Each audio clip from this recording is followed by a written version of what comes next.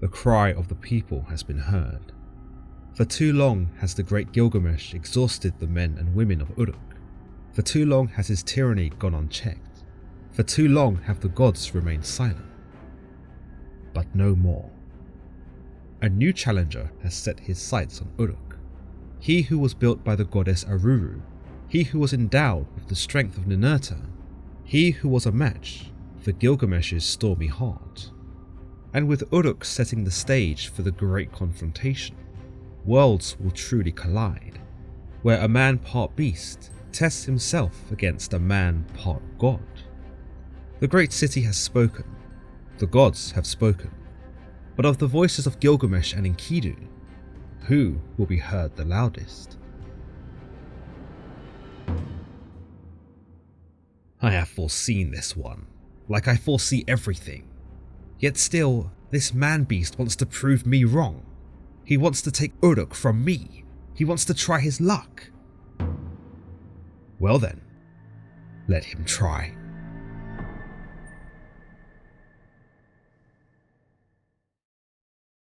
Today's episode is brought to you by me.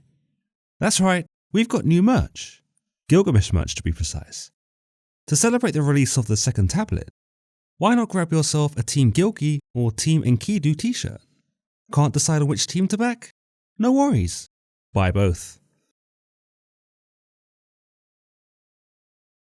A week had passed since Enkidu had been seduced by the temple harlot Shamhat, and through her elusive ways of lovemaking, the man-beast forgot himself. He forgot the wild where he was born, he forgot the animals he had once played with, and he forgot the essence of who he once was, of what he once was. For 7 days and 7 nights, Enkidu and Shamhat made love, but it was on the 8th day did Shamhat speak to her lover once more.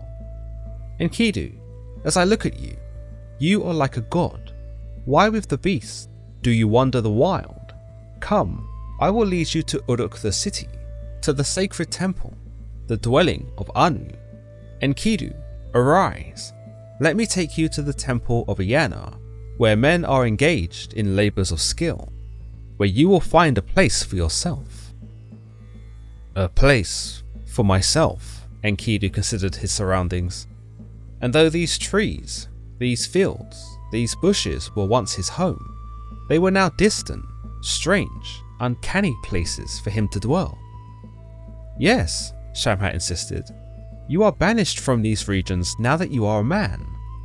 You are banished from all the regions that have no shepherd. Enkidu heard her words, and in her speech, he found favour. Indeed, the woman's counsel struck home in his heart, and she stripped and clothed him in a robe of her own. And by the hand did Shamhat take Enkidu, and led him to the shepherd's camp, the site of the sheep pen. And there a band of shepherds gathered around him in awe, and celebrated him, like a god born unto them. Why, this man is as tall as Gilgamesh, one man said. Nay, he's taller, and his muscles are bigger, another chimed in. He is tall indeed, and proud as a battlement, came another. This is Enkidu, they celebrated him as one. He was born in the uplands, his strength as mighty as a rock from the sky. And so they cheered for him, and they clapped for him, and altogether they danced for him, for never before had they seen a man like him since the great tyrant Gilgamesh. They ushered Enkidu into their homes, and they treated him with bread and ale both. But Enkidu looked askance, for though he was grateful for the gifts of food and drink, he knew not how to eat, for he had only hunted in the wild, and knew not how to drink, for he had only sipped from the watering hole. Enkidu, Shamhat laughed at his innocence, this is bread. You cannot find it in the wild. Break a bit off and chew until your heart is content. So Enkidu ate the bread and found he enjoyed it very much. This is ale, Shamhat handed him a cup. You bring it to your lips and let it fill you with its joy. So Enkidu drank from the cup and found he enjoyed it even more than the bread. He ate more bread than anyone had ever seen, and he drank 7 jugfuls of ale before he was sated. Once he was finished, he burst into song, his heart grew merry, and his face was lit up. Afterwards, the barber of the settlement groomed his body, which was one of the hairiest bodies he had ever seen, and once he was done, he anointed him with oils and further turned Enkidu into a man. Then, when he put on his garment, he turned from man to warrior, which was fitting for a man of his size and strength, and just what the shepherds needed that very night. For it was said that this village was plagued by lions and wolves that came in the night to slay the livestock. So Enkidu, equipped with weapons and wit, stayed up that night and chased away the beasts when they came to feed. It was true then that these animals were no longer his friends, and that he could not remember a time when he may have eaten beside the wolf and the lion, hunted with them, or played with them. Now Enkidu identified with the shepherds, and whilst they slept, he defended their property and made sure none of their livestock was taken by the wolf or the lion. It was some days later when a certain young man had been invited to a wedding in Uruk, the sheepfold. Enkidu was there with Shamhat when the young man made to leave for Uruk, and indeed the young man did not escape his watchful eye. "That boy," Enkidu pointed at the young man, "bring him to me so that I may have words with him." And Shamhat obeyed and hailed the young man to come hither. "Where do you hurry, fellow?" Enkidu asked the young man. "What is your journey?" The young man opened his mouth to speak. "I was invited to a wedding banquet. There I will pile the tables with exquisite foods and drinks for the ceremony. The young couple who are getting married will be blessed by the priests. The guests will rejoice, and man and woman will become one as husband and wife. But then..." The young man trailed off, and Enkidu noticed the solemn expression in his face. "But then what?" Enkidu was puzzled. "I thought this sounded like a happy occasion." "It is." The young man started up again, but he could not hide the anxiousness in his voice. "It's just that after the wife is married, the bridegroom must step aside, and the virgin will wait in the marriage bed for Gilgamesh, king of the great walled Uruk, he who knows everything, he who built the city of Uruk, who knew its foundations, who foresaw the..." "I know who he is," Enkidu snapped, and though he couldn't quite understand the bitterness he felt at the mere mention of the king's name, he couldn't help but feel his blood boiling. "What does he have to do with anything?" The young man stammered. "Well, it is customary that Gilgamesh must mate with the bridegroom's wife first. Only after Gilgamesh has had his way with the wife may the bridegroom follow. This is the order that the gods have decreed. From the moment the king was born, every hymen belongs to him." As he listened, Enkidu felt his face flush with anger, his fists clench with vengeance, his very being shaking with fury.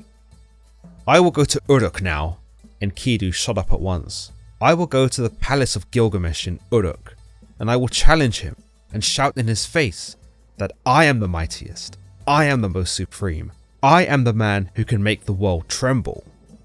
Shamhat quietly lamented, for though she had tried to steer Enkidu away from this path, it appeared that fate had demanded a spectacle. So in silence did she follow Enkidu to the great walled Uruk, where the legend of Enkidu would be made or broken.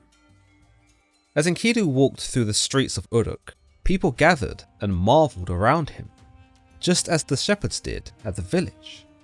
"He must be as tall as Gilgamesh," one said. "How strong he looks," another cried.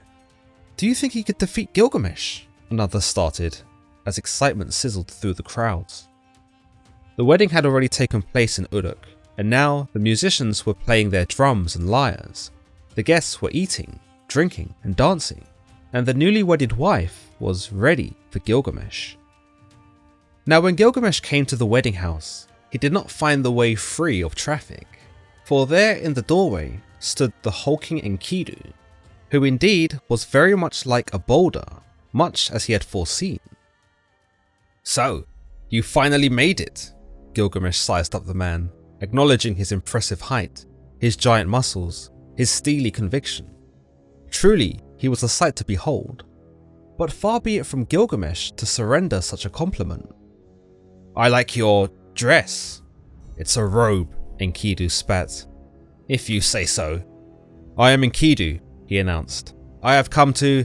I know who you are, Gilgamesh sighed. You are the one who came from the sky, like clay, who came down from the mountains, who ventured out of the wilds. The boulder, they say, I cannot lift. Mother said we would make good friends, but seeing you now, I cannot help but doubt. Friends? Enkidu took a step forward, and Gilgamesh had to hold himself still, had to resist the urge to take a step back himself. The people were watching after all. His people. We are no friends, but enemies.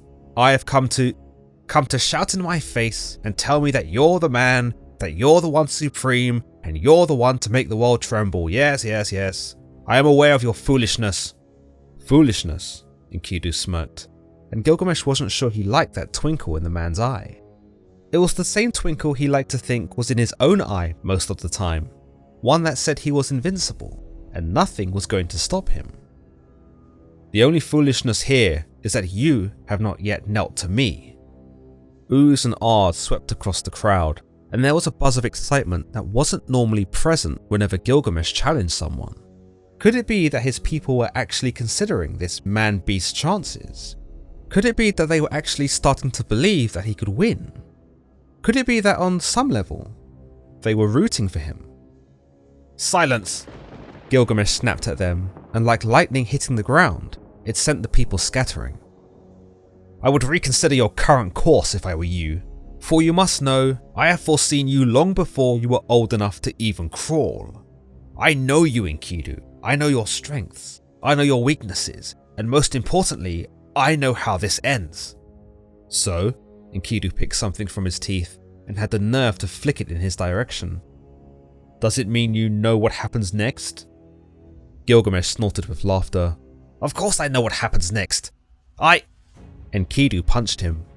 There was no such punch that Gilgamesh ever remembered having sustained than one like Enkidu's. One moment he was standing there, the next he was somewhere in the air, arms flapping for purchase, crown split from his head as he went sprawling into the street.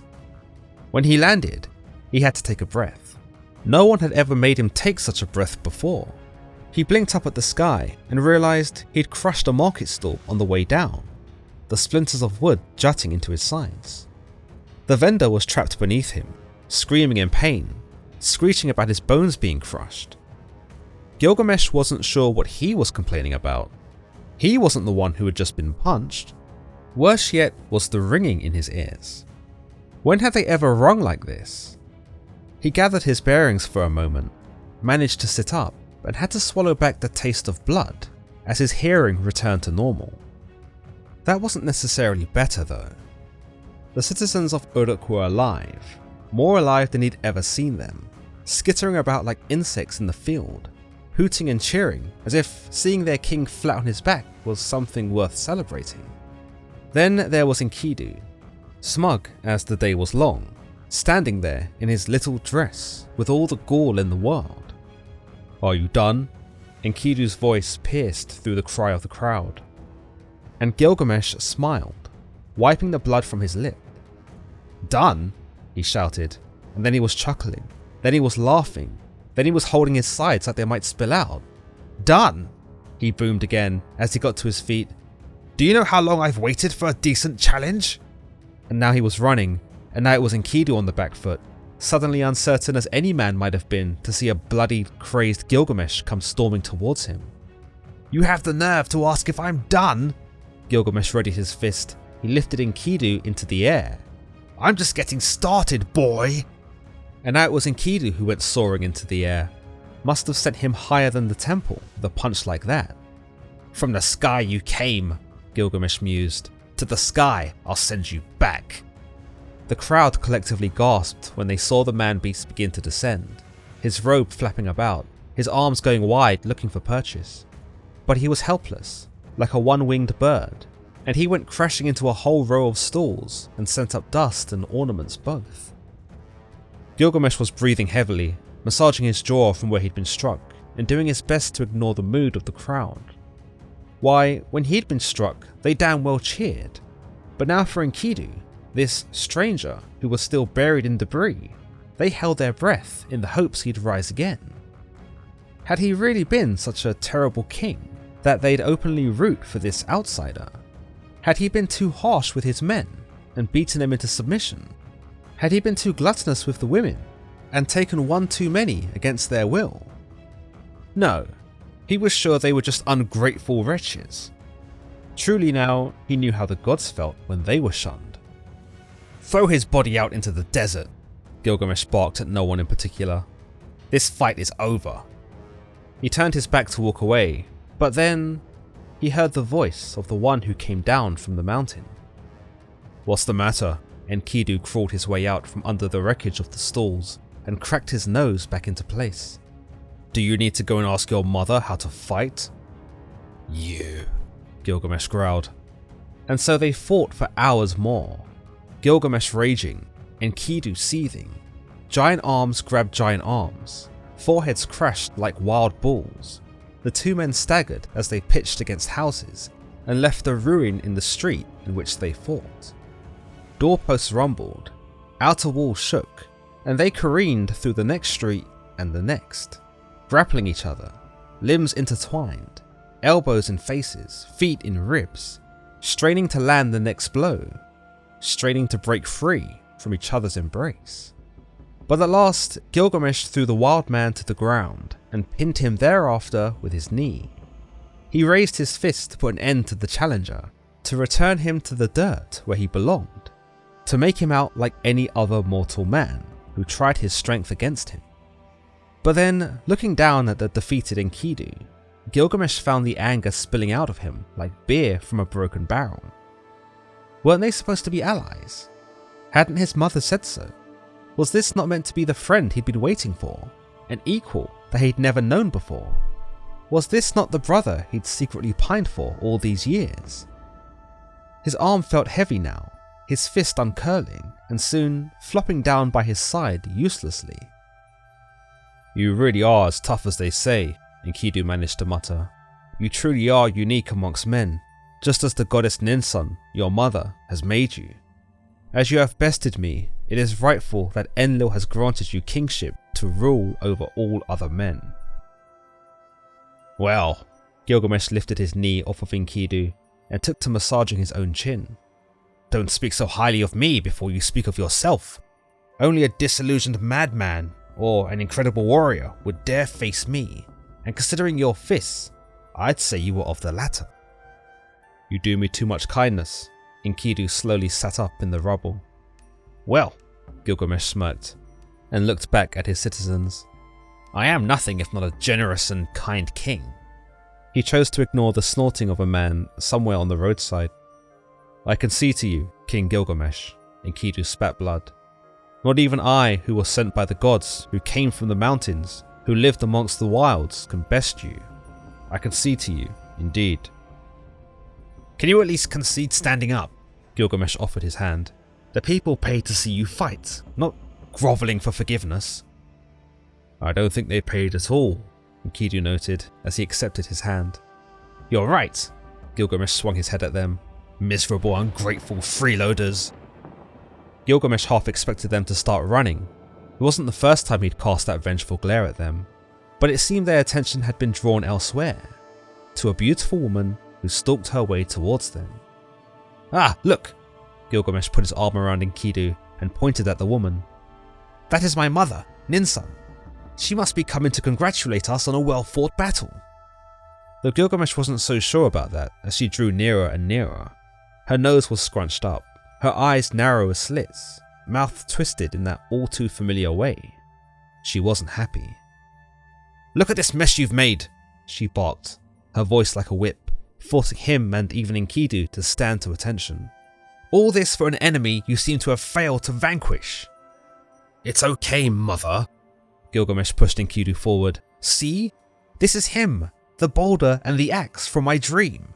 You were right. We're friends now." Gilgamesh's mother Ninsun eyed the man up and down, doing little to hide her skepticism. Like him, she too must have taken his impressive frame, his towering height, his bulging muscles, the sheer enigmatic energy that radiated off of him. but her expression remained unchanged. He is as I predicted, but yet even I was wrong, for he has been defeated by you, held at mercy by you, and already conceded that you are the strongest, that you are the mightiest, that you are the most supreme.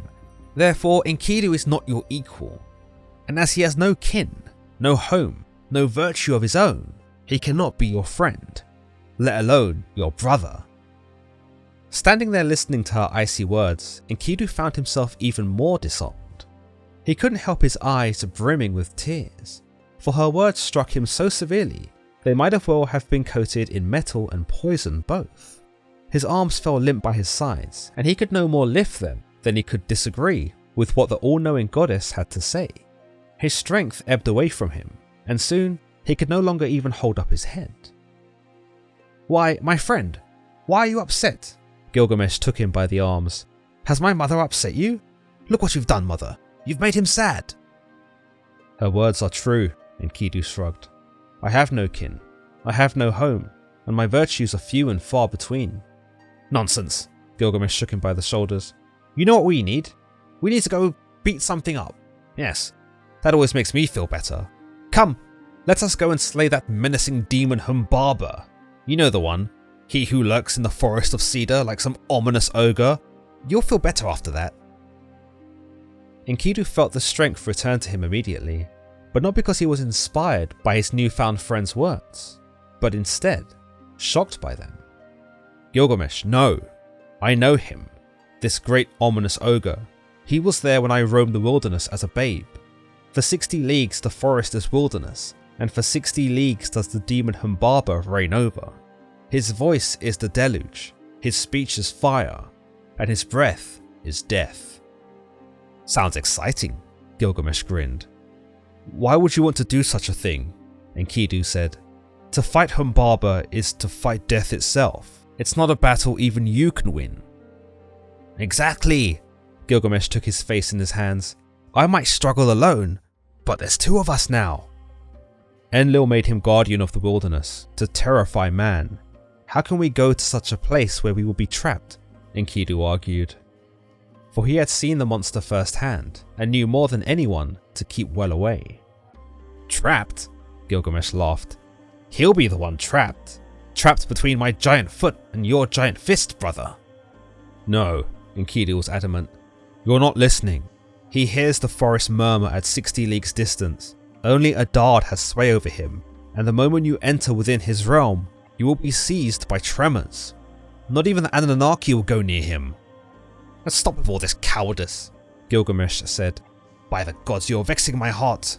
You came here to fight me with all the confidence of a man amongst ants. Now you grow feeble at the mere mention of this forest dweller."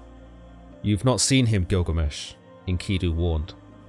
"You'll feel differently about it once you're holding a weapon. Come, let us go to the forge." And so hand in hand did the newfound brothers go to the forge, where the smiths were sitting in consultation. Great hatchets did they cast, and axes weighing 3 talents apiece. Great daggers did they cast, 2 talents apiece were the blades, 1/2 of a talent the crests of their handles, 1/2 a talent apiece the daggers' gold mountings. Gilgamesh and Enkidu bore 10 talents each, and there were no weapons like theirs that were made before or after. Now Gilgamesh convened an assembly at the 7-fold gates of Uruk, and there a crowd had gathered that consisted mostly of Uruk's wise elders. "Oh Gilgamesh, oh great king," they bent their old knees before him, some struggling more than others. "We heard of your plans to fight the demon of the cedar forest, and we thought to recommend that you don't commit to such a folly." "Folly?" Gilgamesh raised an eyebrow at the man, and he must have realised his poor choice of words because he was now trembling on the spot, halfway between bowing his head to the ground or sprinting off to safety, assuming his old hips could manage either task. Enkidu considered saying something too, but between the stubbornness of his newfound brother and his determination to fight Humbaba, there wasn't much to say that would do any good. In fact, it seemed that the more he told Gilgamesh of Humbaba's power, the more he wanted to face off against him. What manner of being is this Gilgamesh, was all Enkidu could wonder. a king who, after hearing the odds, only enticed him more. The elder tried to salvage his poor choice of words. "What I meant to say was..." "Save it." Gilgamesh held up his hand. "Now listen here, O elders of Uruk. I have decided to tread the path to the ferocious Humbaba. I would see this god of whom men talk, whose name the lands do constantly repeat. I will conquer him in the forest of cedar. Let the land learn Uruk's offshoot is mighty. I will cut down the cedar monster, and I will establish forever a name eternal." If we could last even a night in Humbaba's presence, it will be a miracle, Enkidu thought to himself. "Hear me, O young men of Uruk." Gilgamesh turned to the younger men now, men who were adorned in armour, wielding swords and weren't shy about showing them off too. Seemed like they weren't too concerned about Humbaba either. "You who understand combat," Gilgamesh continued, "bold as I am, I shall tread the distant path to the home of Humbaba, and I shall face a battle I know not. So therefore, give me your blessing as I go on my journey, so I may see you again in safety. Give me your good tidings, so I may return to you as I am now. Give me your prayers, so I know the gods stand with me once again, as I return through Uruk's gate." The young men who'd gathered clattered their steels together, supplementing swordplay for clapping as they hooted and beckoned encouragement. The old men on the other hand weren't as enthusiastic, offering little else but sad shakes of the head and a few sighs for good measure. Still, Enkidu couldn't deny the excitement that had come over the young men as they embraced one another, danced in feverish displays and chanted over and over the name of their king.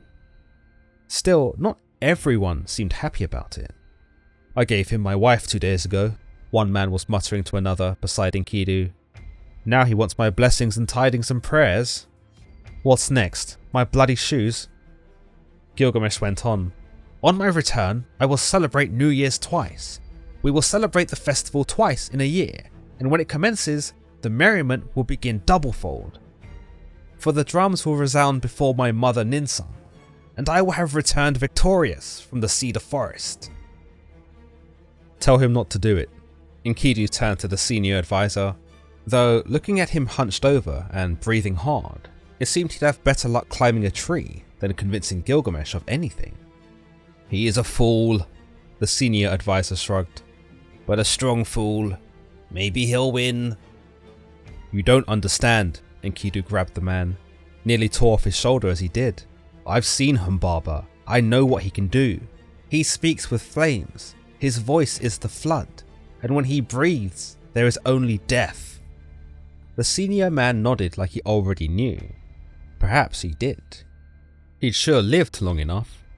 He patted Enkidu's brawny arm and gave him a look that was halfway between a smile and a sigh, like he knew what he had to do but wasn't that keen about doing it. But even so, he took to it without stalling and lifted his hand before speaking in a surprisingly loud voice. "My king, you should listen to the words of your newfound friend and brother.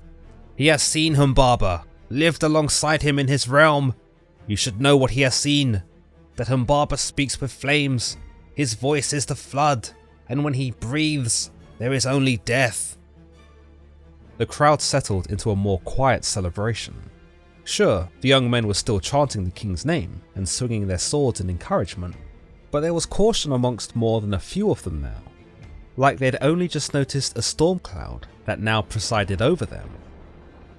"Let me get this straight," Gilgamesh started. "Humbaba speaks with fire, but his voice is the flood." "That is true," Enkidu nodded. "Then it's fine," Gilgamesh laughed. "Fire comes out of his mouth, and then the flood that follows will put out the flames. See? He's harmless." And just like that, the crowd found their groove again, and whatever storm cloud they'd become aware of was now quickly drifting past. "But he breathes death," Enkidu tried one more time. "Then, little brother," Gilgamesh licked his lips, "we'll make sure he never breathes again."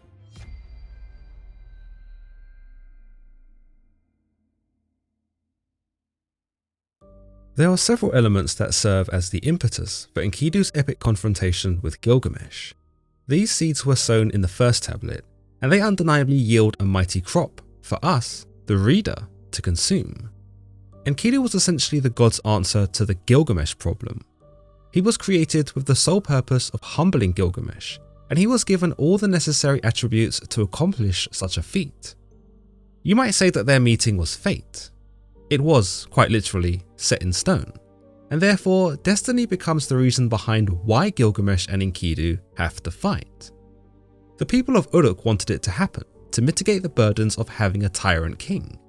The gods wanted it to happen to heed the prayers of their subjects, and we the reader want it to happen probably because we've been teased by the concept of this fight for so long now, it would be a letdown if they didn't go head to head.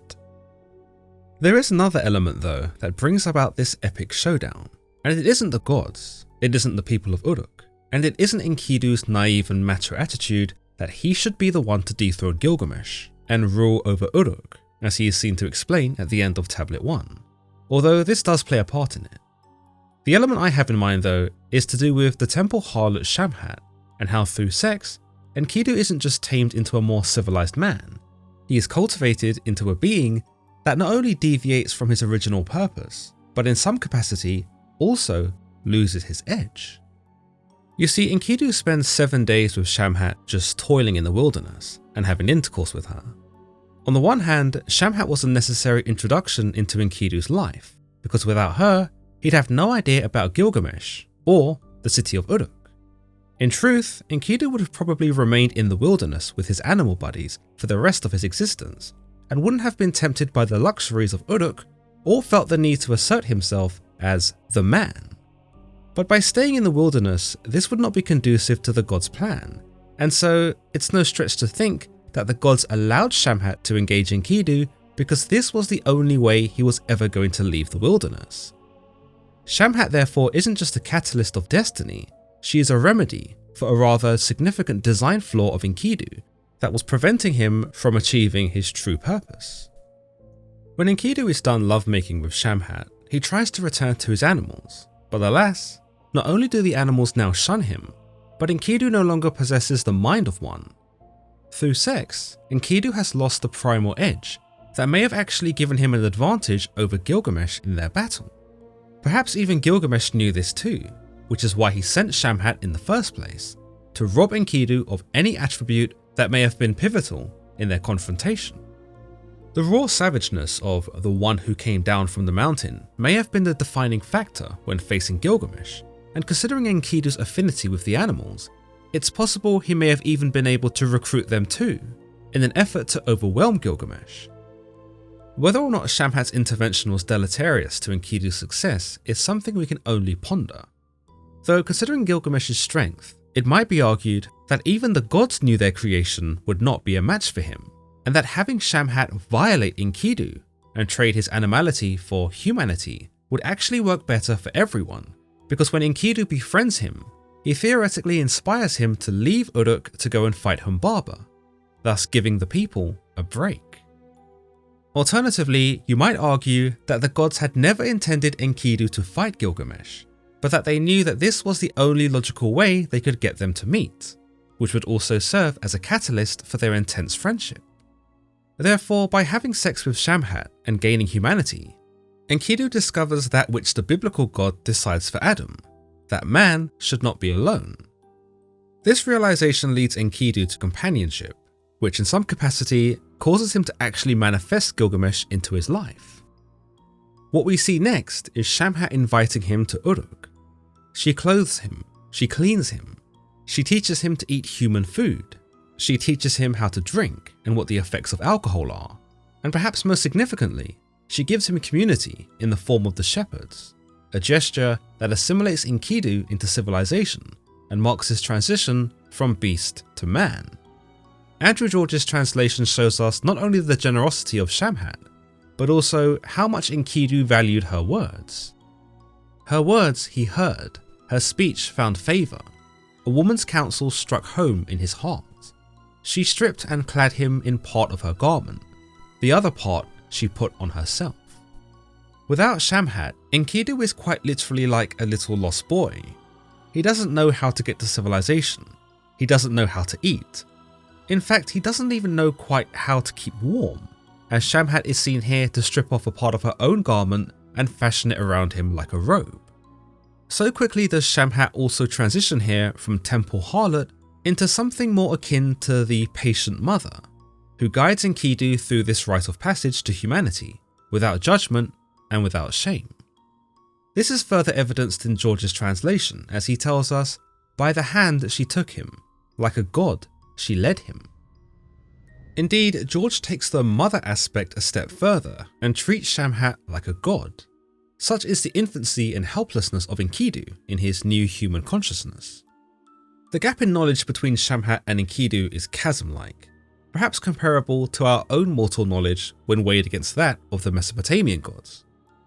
So to frame Shamhat as a god in comparison to Enkidu isn't such an idiosyncratic suggestion on behalf of George. George continues that when Enkidu sat down in the community of shepherds, they gave him bread and ale, but that he ends up looking askance because he has no idea what bread and ale are, much less how to consume them.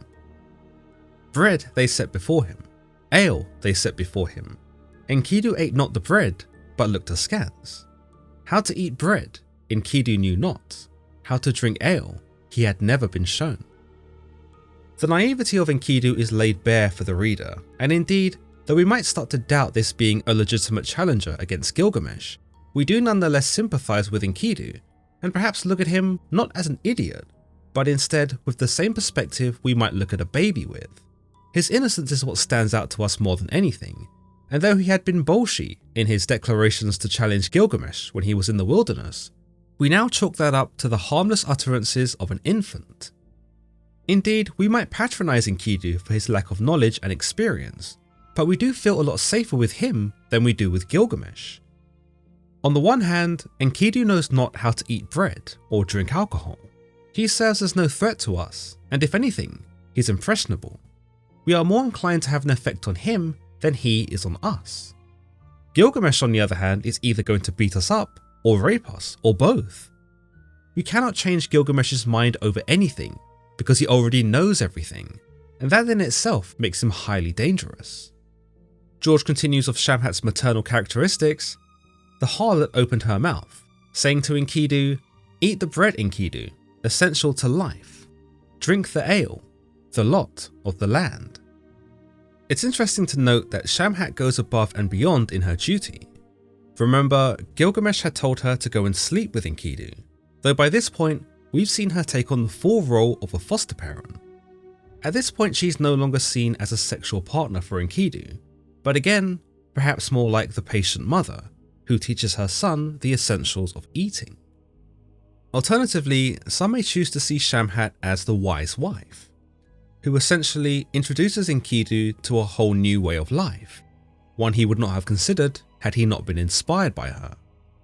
George continues that the barber groomed his body so hairy, anointed with oil, he turned into a man. He put on his garment, became like a warrior. He took up his weapon to do battle with lions. This is the final sequence of Enkidu's transformation, his appearance. He's already learned how to have sex. He's already learned how to eat. Now it was time to tackle the superficial side of things. We are led to believe that Enkidu is sheared of his immense fur, which presumably makes him look more presentable and more like the everyday man he might have encountered in Uruk, or anywhere else at the time. The shedding of his fur is also symbolic of the shedding of his ties to the wilderness, and indeed something of a fresh start for a man who has begun anew. But the most interesting part of this segment is the oil that George notes turns him into a man. Now, it isn't the oil per se that turns him into a man, but more so that this is the final ingredient, the last process, the ultimate component that in conjunction with everything else turns Enkidu into his final form. The anointing of oil can actually be compared to the anointing of holy water during a baptism, for it signifies the end of one life and the beginning of another, the end of a life of sin and the commencement of life with one's God. There is no turning back at this point, for there is no undoing of this ceremony, if you will. As one becomes born again, Enkidu, in a sense, is also born again. Stephen Mitchell's version follows mostly the same path as Andrew George's translation, with Enkidu being led out of the wilderness by Shamhat and into the settlement of shepherds. Like George, Mitchell also supplies the shepherds' reaction to seeing Enkidu being brought into their settlement, who are stunned by his appearance. Not only are the shepherds astonished by Enkidu's size, he was a giant after all, they are also quick to compare him to Gilgamesh, which not only outlines their similarities, but also hints at how equally matched these two behemoths are going to be, if and when they end up meeting. The shepherds are so impressed with Enkidu that they are the ones who end up supplying Enkidu with the bread and the beer. This they appear to do out of the goodness of their own hearts, or perhaps they are hoping to appease Enkidu because of his tremendous size and likeness to Gilgamesh. In any case, they don't appear to expect anything in return, and considering they were only a settlement of shepherds, it was indeed mighty generous of them to share so much of their resources with Enkidu at all, who proved to have a near insatiable appetite. The scope of Enkidu's appetite is really understood from his very first meal. He eats a whole loaf of bread, but then he eats another. As if that wasn't bad enough, he washes it down with 7 pitchers of beer. 7. 7 is actually an interesting number and does have some parallels to the 7 nights he had spent with Shamhat. It takes 7 nights of lovemaking for his lust to be satisfied, and equally so, it takes 7 pitchers of beer to sate his thirst, or perhaps to get him drunk, as he does here. Enkidu isn't just a man at this point, he essentially becomes a hyperbolized man, an exaggerated expression of what a man, in this instance, actually is. An average fellow might tire of sex after a couple of hours, but Enkidu lasts for 7 days. An average fellow might be stuffed after a few slices of bread, but Enkidu goes through 2 whole loaves. An average fellow might be drunk after a couple of pitchers, but Enkidu can get through 7 before he's singing Sweet Caroline. Like Gilgamesh, Enkidu transcends us now, and the shepherds who have received him can't help but place him on a pedestal. But does Enkidu take advantage of the shepherd's generosity, and does he take for granted the kindness he has been shown? According to George and Mitchell, not at all. In fact, Enkidu appears to take it upon himself to not only save the shepherd's livelihood, but to also give them respite in the nocturnal hours. Indeed, it would appear that Enkidu sought to pay back the shepherds for their kindness by using his size and strength to protect the community's flocks. As mentioned, this is not something that the shepherds require, but more so something Enkidu takes upon himself to assist with. Perhaps this was a part of him now, being a man. He understood the fairness of trade and commerce. He understood honor and righteousness, and he came to understand what it meant to be indebted to someone, and how important it was to give back what he had received. So indeed, Enkidu is doing what we would probably expect a decent man to do, but the fact that he chooses to face down wolves and lions, the very animals that he may have once played with and hunted with, shows us a complete departure from his former life. He has either forgotten that these creatures were once his friends, or he has decided he no longer cares. He stands remorselessly with the shepherds, the men, for he is now undeniably one of them, and demonstrates no internal conflict as he clashes against the lion and the wolf. We then fast forward to the next day, where we see Shamhat has transitioned once again from her maternal character to a more romantic one. Enkidu is described as taking his pleasure with Shamhat, but not much else, which is understandable, because now that he has become a fully fledged man, there is nothing left to learn from her. Therefore, in some sense, Shamhat loses some of her relevance to both Enkidu's life and the story itself, and is relegated to being little more than just sexual relief for our protagonist. George tells us that it is during sex that Enkidu looks up and sees the young man who is hurrying about, and it is during sex that he commands Shamhat to go and bring the young man to him. George tells us, Enkidu was taking his pleasure with Shamhat. He lifted his eyes, caught sight of the man, and thus he spoke to the harlot. Shamhat, bring the man over. Why he came here? Let me learn his reason. The harlot hailed the man, went up to him, spoke to him. There is the slightest implication here that Enkidu is bored of sex, or at least bored of sex with Shamhat, hence why he is so distracted by the arrival of the young man, and why he commands Shamhat to go and learn about him. In another idea, sex is meaningless to Enkidu now that he's experienced it enough times. He's desensitized almost, and outside of the physical release, he is no longer connecting or bonding with Shamhat as he once had. Has he lost attraction to her? Maybe. Is he lacking excitement? Perhaps. Is his alertness to the young man an indication of his own sexual orientation that becomes shrouded in speculation later on in the text? It's entirely possible. What's more interesting here is that Shamhat is even further relegated to being more akin to Enkidu's servant, as opposed to a companion. He commands her to go and investigate the young man, and denies her of her own enjoyment of sex in order to fulfill his own requests. In a way, this isn't unusual, because Shamhat is always seen to put Enkidu first. She gives him her robe, she teaches him how to eat, and she educates him about Uruk and civilization. Enkidu, on the other hand, is never really seen to cater to Shamhat, furthermore suggesting that this was never an equal relationship. In fact, Shamhat is seen to ask Enkidu to do only one thing, and that's to not fight Gilgamesh, which we know he indubitably does. The young man explains that he was invited to a wedding banquet, and that he's in charge of loading the ceremonial table with food for the wedding feast. He then regrettably informs Enkidu that the bride of the wedding will be taken first by Gilgamesh, the king, as is the king's right, and only after this will she be allowed to go to bed with her husband. George tells us, he will couple with the wife-to-be, he first of all, the bridegroom after. By divine consent, it is so ordained. When his navel cord was cut, for him she was destined. Unfortunately, we don't get Enkidu's full reaction to what he hears, because the tablet is broken here. In my version, I aim to show more of Enkidu's anger at merely hearing Gilgamesh's name, for I hope to show an almost irrational animosity that Enkidu harbours for him. After all, he was created to be an adversarial aspect in Gilgamesh's life.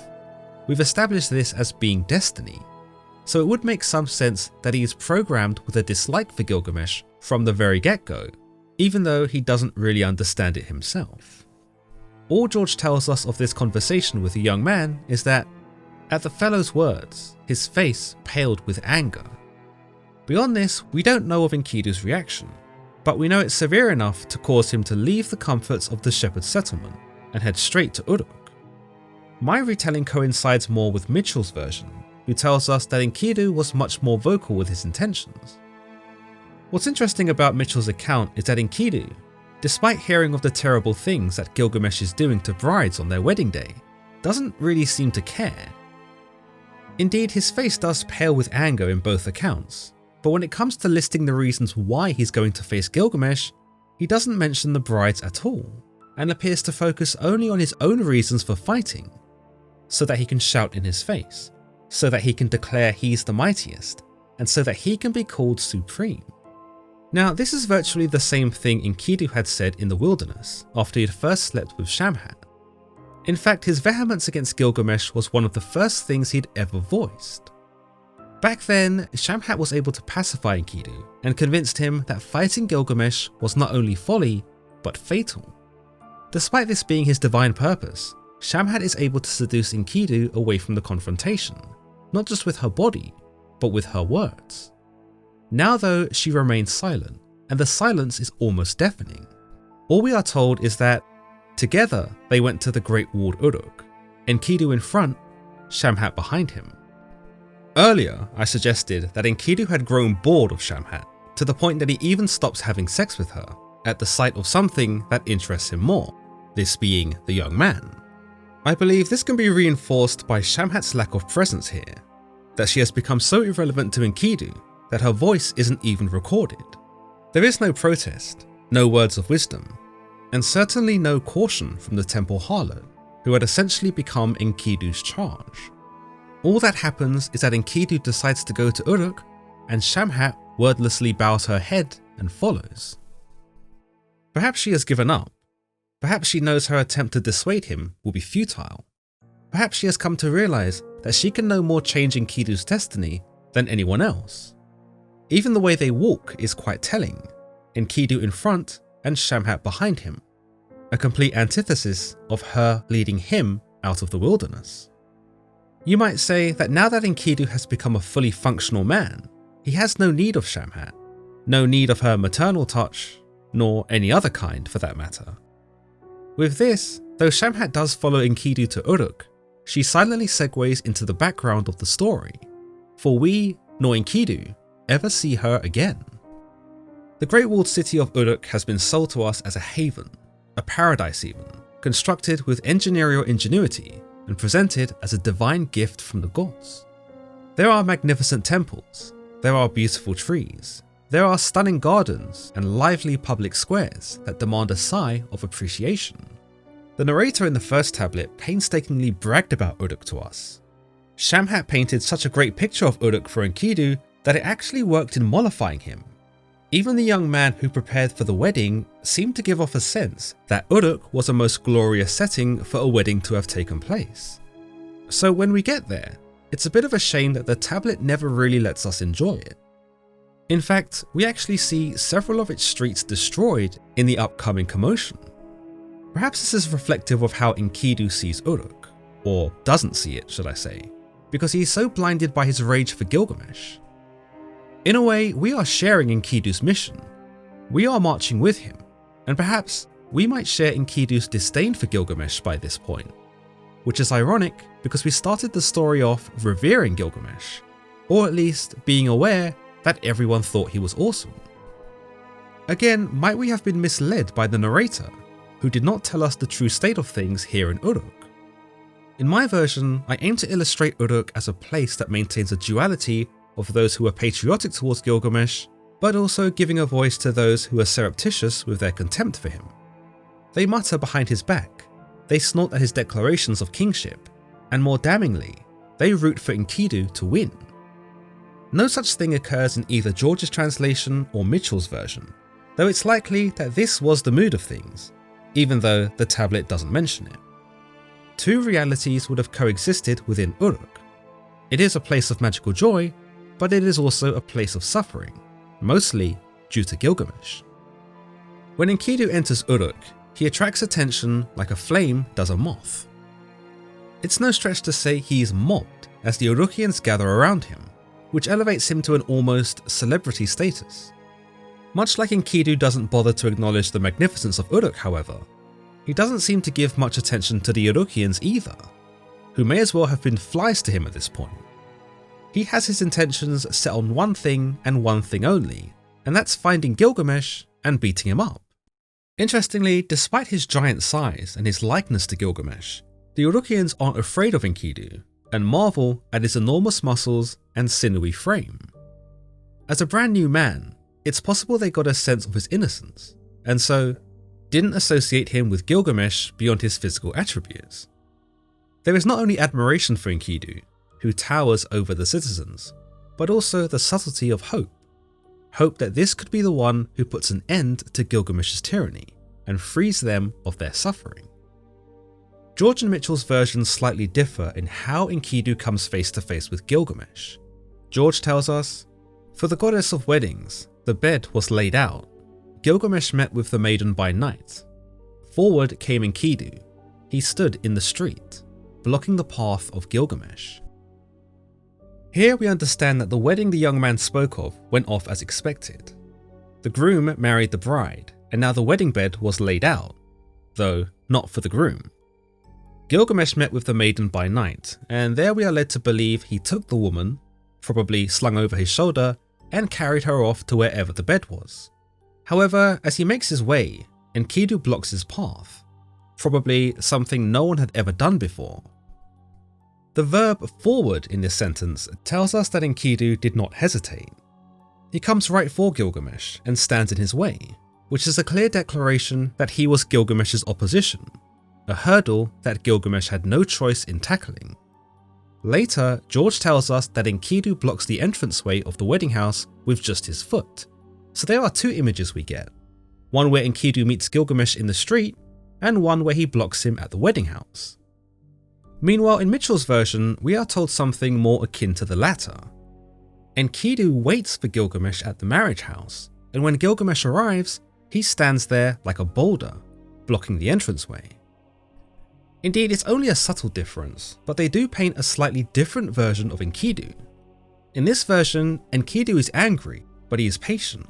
He waits for Gilgamesh instead of going forward to find him. Secondarily, I found Mitchell's version more dramatic. The first time Gilgamesh sees Enkidu in the flesh is unexpected. It's bold. It's as if Gilgamesh turned a corner laughing at the bride over his shoulder, only to have the laughter sucked out of him at the sight of an equally hulking man. One who blocks his way no less. I can almost imagine a standstill here, where the two men acknowledge each other, Gilgamesh being shocked to see the man who he'd foreseen in his dreams, and Enkidu being enthralled to see the man who he's been destined to fight. In my version, I aim to go for something in between. Gilgamesh is actually impressed by Enkidu's size, but he hides it, possibly hiding an insecurity that he isn't entirely sure how he's supposed to win, even though he knows that he will, because he knows everything. Enkidu, on the other hand, is the silverback gorilla. He is territorial, guarding the door. He's large and imposing. He thinks not of whether he'll lose, but only of the fight itself. He is not impressed by Gilgamesh.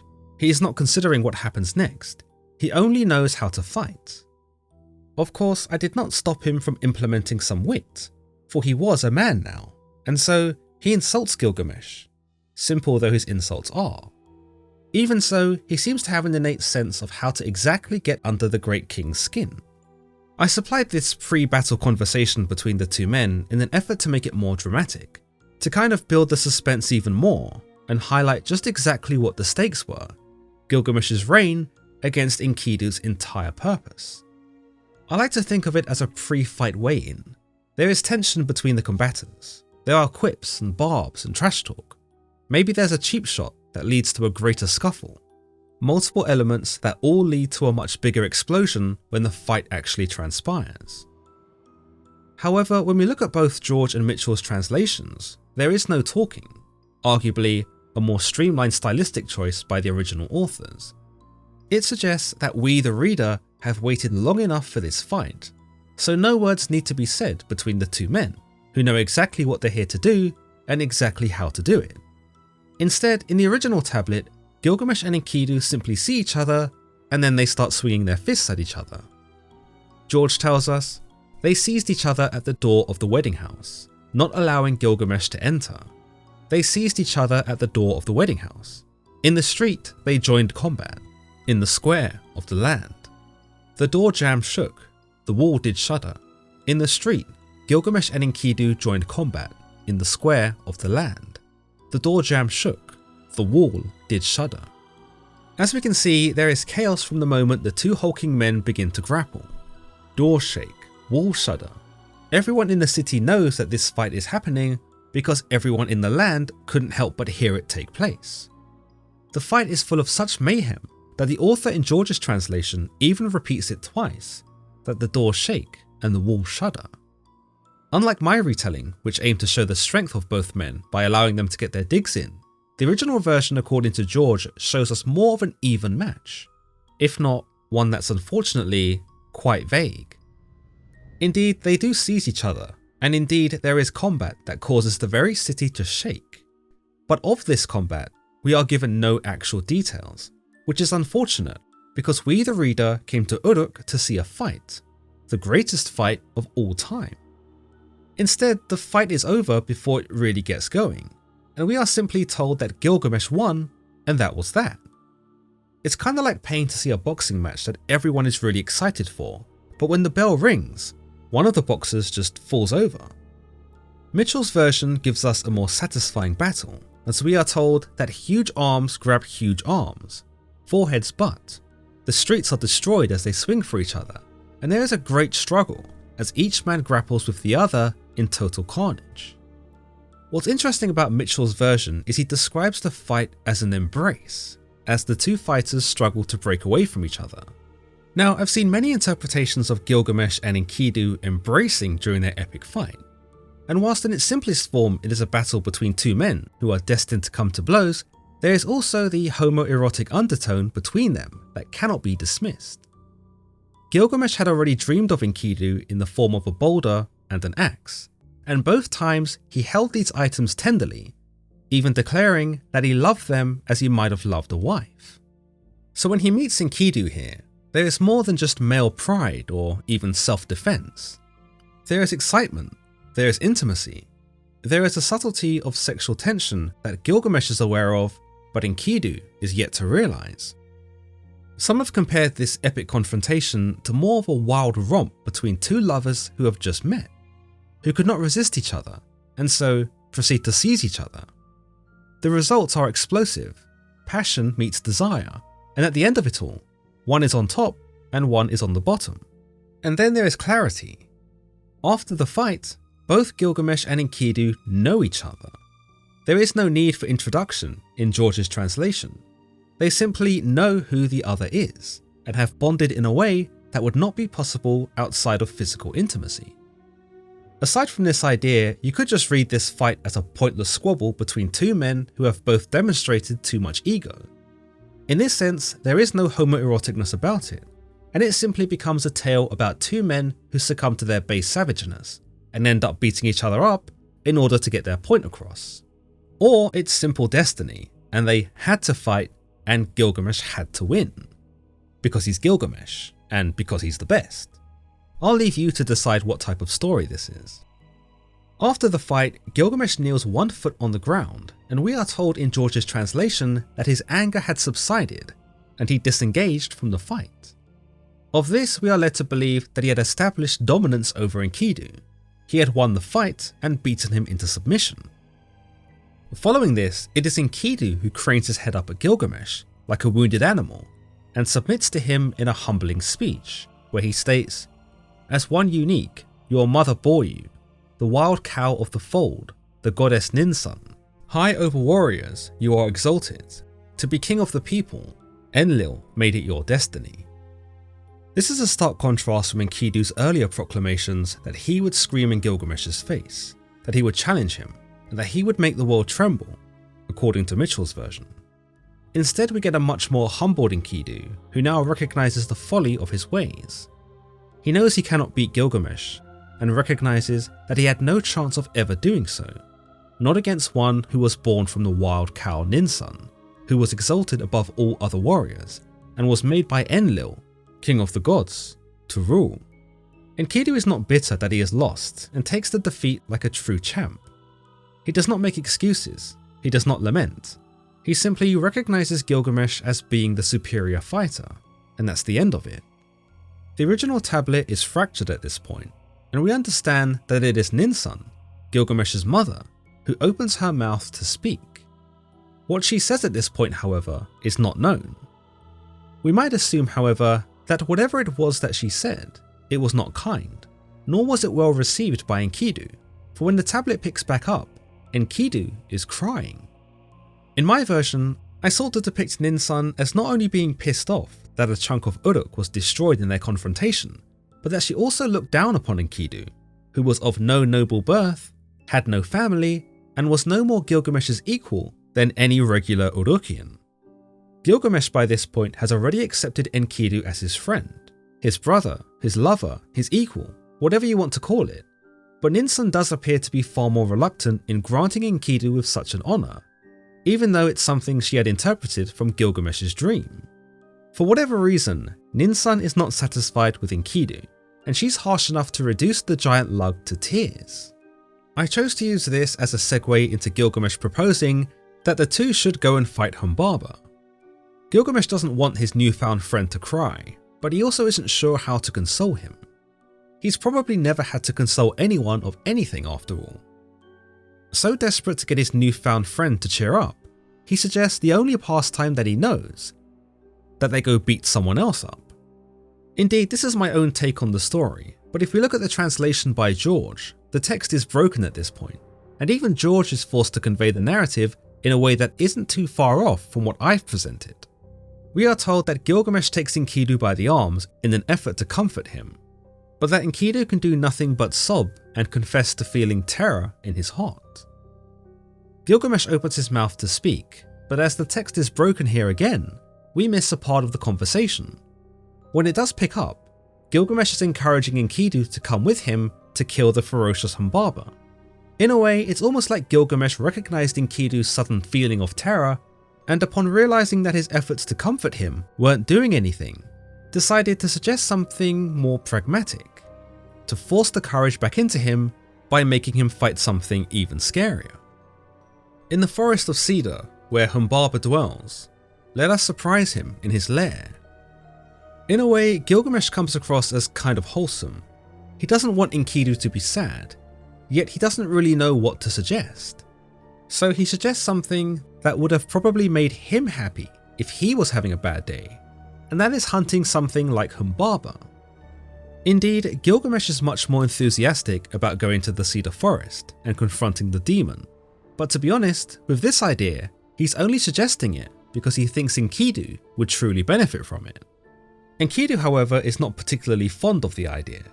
He tells Gilgamesh that he knew Humbaba when he roamed in the wilderness, and that this monster is not something that anyone should take lightly, much less should they venture into his domain and try to kill him.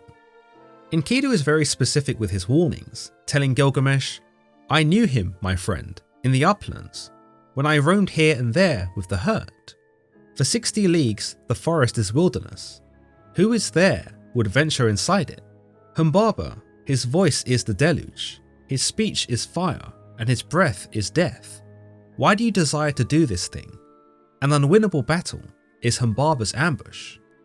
Whilst the suggestion to go and kill Humbaba may have been Gilgamesh's attempt to lighten Enkidu's mood, Enkidu probably suffers more dread at such a proposition. After all, he knows Humbaba and has seen firsthand what this monster is capable of. He tells Gilgamesh that his voice is the deluge. His voice is so diabolical that he compares it to the flood that destroyed all life on Earth. His speech is fire, his breath is death. Metaphors that imply Humbaba doesn't even need to throw hands at them or draw for a weapon. He'll just speak to them, and that in itself is enough to overcome them. Ultimately, facing Humbaba and living to tell the tale is impossible, and for Enkidu, it's unfathomable why Gilgamesh would even want to attempt it. The tablet is broken again here, so we miss Gilgamesh's rebuttal, but considering that it prompts Enkidu to try even harder to dissuade him, we can imagine that Gilgamesh gave his standard response of, "Nah, it'll be fine." Enkidu then goes on a bit of a monologue here, with even more cautionary words for Gilgamesh. He tells him that no one should go into the cedar forest where Humbaba lays, and that Enlil, the Enlil, had made Humbaba with the sole purpose of terrifying men. He goes on that this is a journey that should never be made, and that Humbaba is a creature that should not even be looked upon. For once more, his reach is wide, and his voice is the deluge. Furthermore, Humbaba can hear the forest murmur at 60 leagues distance, so even if they crept as best they could, he'd have probably heard them coming long before they were close enough to attack him. Perhaps the most profound of Enkidu's words here are as follows. Adad ranks first, and Humbaba second. Adad was a weather or storm god to the Babylonians and the Assyrians. In some cases, he could be considered as a giver and destroyer of life, because whilst his rains did feed the land and nurture the crops, his storms could be violent and were demonstrative of his immense anger, those which could also destroy that which he had previously given. With Humbaba being only second to such a volatile deity, it really puts into perspective just how powerful he really was. After hearing all of this, Gilgamesh is still unmoved. In fact, his response is rather callous, as he pretty much tells Enkidu to stop being a coward. In fact, he adds Enkidu's words actually vex his heart, not because he finds wisdom in them, but because he finds weakness in them. He proceeds to remind Enkidu that at some point, even the lions were afraid of him, and that grown men would have fled from him if they had seen him in the wilderness. Perhaps a nod to the trapper from Tablet 1. He notes that Enkidu's heart is tested in combat, and that because of all these things, he should not be scared of Humbaba. As if to reinforce his own point, Gilgamesh tells Enkidu to follow him to the forge, where they can build their own weapons to better fight Humbaba. It isn't clear at this point if Enkidu is feeling any better about this suggestion, but the two do head to the forge. hand in hand might I add, which does suggest some unity, reluctant though it may be on Enkidu's part. At the forge, they do create weapons that are fit for the gods. As George tells us, they took each other by the hand and hied to the forge, where the smiths were sitting in consultation. Great hatchets they cast, and axes weighing 3 talents apiece. Great daggers they cast, 2 talents apiece were the blades. 1/2 of a talent the crests of their handles, 1/2 a talent apiece the dagger's gold mountings. Gilgamesh and Enkidu bore 10 talents each. Put simply, they were adorned with legendary gear from the very get-go. Now, Gilgamesh had got it set in his mind that he and Enkidu were going to go and fight Humbaba, but instead of heading off to do this, Gilgamesh decides to hold a press conference first. No, seriously. The citizens of Uruk all come out to gather around him and hear what it is he has to say for himself. George's translation reads, "Hear me, O elders of Uruk, the city. I would tread the path to ferocious Humbaba. I would see the god of whom men talk, whose name the lands do constantly repeat. I will conquer him in the forest of cedar. Let the land learn Uruk's offshoot is mighty. Let me start out. I will cut down the cedar. I will establish forever a name eternal." So all of a sudden, this is no longer about cheering up Enkidu. It very quickly does become a more selfish expedition on behalf of Gilgamesh. Hunting down Humbaba becomes not a means to raise the spirits of a friend, nor even a real necessity for Uruk or for anyone else, but instead it merely becomes a way in which Gilgamesh can carve out his own legacy, a way in which he can be remembered, the king who killed Humbaba. Put simply, Gilgamesh wanted to make a name for himself, and killing a fearsome monster like Humbaba was a surefire way to do it. This is not unlike the actual kings of the Mesopotamian period, who could define their reigns by their accomplishments, those that would either have them remembered as a good king or a bad king. This could be indicative by a king's commitment to building temples to honour the gods, their expansion into new territories, or by their humanitarian efforts to improve the quality of life. For Gilgamesh though, there could be only one thing that could define his reign, and perhaps the only thing he could achieve that would atone for his previous tyranny, and that was to do something no one had ever done before and no one could ever do again. He then turns his attention upon the young folk of Uruk and begins to pander to them, roping them in with his gallant tale of heroics and valorousness. Going by George's account, we don't really get a sense of what the mood of Uruk was really like, whether the people were suckered in by his promises to slay Humbaba, or whether they were nervous at the prospect of losing their king to the jaws of the monster. Considering his previous tyranny, it may not be out of the realm of possibility to suggest that some may have been eager for Gilgamesh to leave on what they assumed was a futile task. Of Gilgamesh's words here, the most significant thing he declares is that upon his return, they will celebrate New Year twice over. Indeed, it is true that in historical Uruk, the New Year festival known as Enkidu did take place twice a year, and so this may be the poem's efforts to explain why this was the case, which unfortunately does spoil or foreshadow the outcome between Humbaba and Gilgamesh. After hearing this, Enkidu tries his very best to get the people of Uruk to make Gilgamesh see reason. He repeats the exact same caution to them as he did Gilgamesh, telling the elders and the youth of Humbaba's deadly reach, his deluge-like voice, his incredible hearing, and creation by Enlil to strike terror into men. The youth amongst Uruk do not voice their opposition to Gilgamesh's intentions, but after hearing Enkidu's words, the senior advisors do stand up and attempt to counsel Gilgamesh in a rather bold fashion. They tell him, "You are young, Gilgamesh, borne along by emotion. All that you talk of, you don't understand." The attitude of the senior advisors is laid bare for us.